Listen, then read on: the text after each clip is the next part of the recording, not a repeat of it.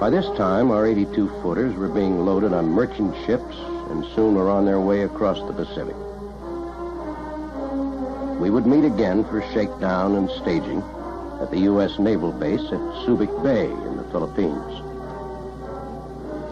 These first arrivals were visited and reviewed personally by the Commandant of the U.S. Coast Guard and the Assistant Secretary of the Treasury. Just in case you've forgotten, the Coast Guard served under the Treasury Department for 176 years. But in wartime, or when directed by the President, it becomes a service of the Navy. At Subic Bay, Squadron 1, the Coast Guard's first wartime squadron since World War II, was divided into two divisions, 11 and 12, each one ready for action in Vietnam. It was a rough South China Sea we had to cross, but the trip to Vietnam did give us a chance to get our sea legs back again. Besides, many of our search and rescue missions back in the States took place in seas just like these. So we felt right at home. With the nearby division mothership seeing that our fuel tanks were filled, we just kept plowing along, eager to get started on our new job. On paper, it looked simple. Division 11 would operate from the village of Anthoi on the island of Phu Quoc, patrolling the coastline of the Gulf of Thailand to the Cambodian border.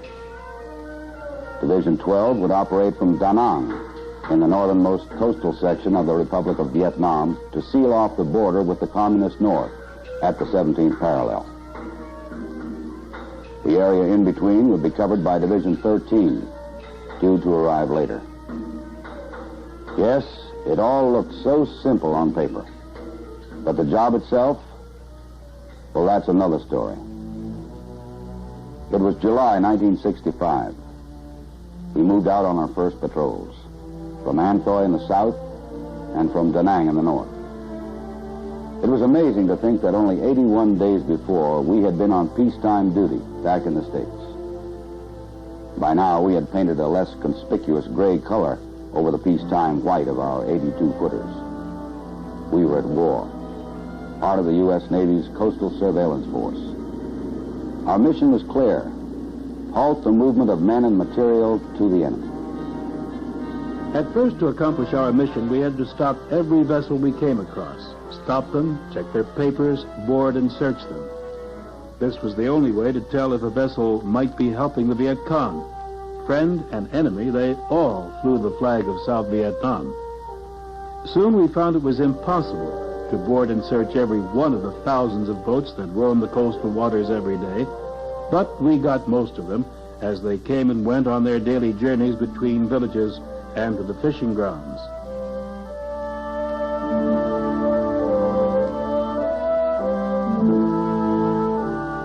Every South Vietnamese carries an identification card, and every vessel carries a manifest.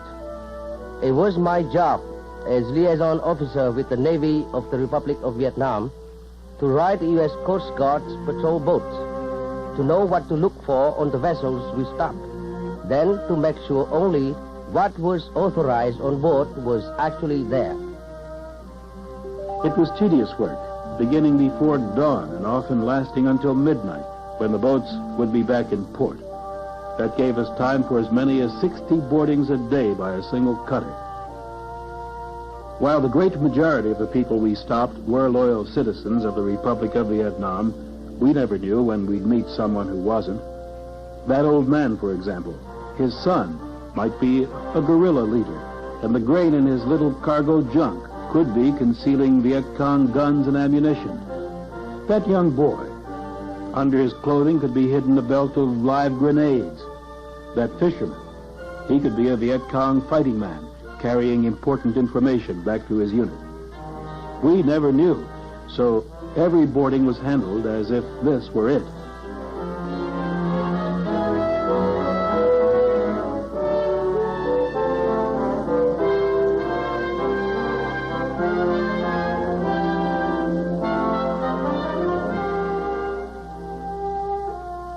We found a lot of things we weren't looking for, but we gave them our attention anyway.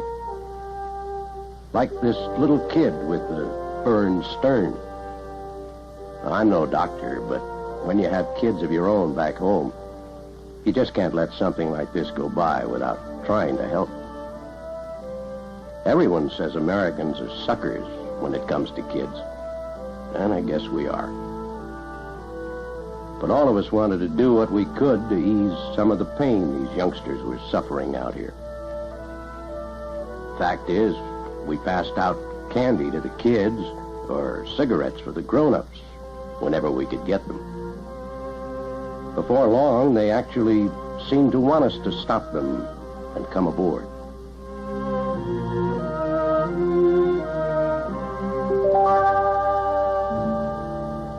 Seeing how much these people appreciated even the smallest help got us started on a program where the crew of each cutter would sort of adopt and look after a village.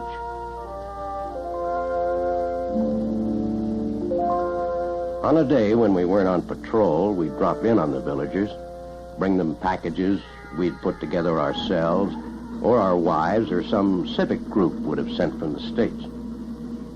Nothing big, just things like soap, needles and thread, writing paper, towels, little things people in these remote villages couldn't easily get for themselves. It was all unofficial, just a personal thing we wanted to do. These villagers are really wonderful people. They live today just the way their ancestors did many years ago. That means they often don't get the right kind of medical attention. So with the help of Navy medical corpsmen from our mothership, we do what we could to help them out.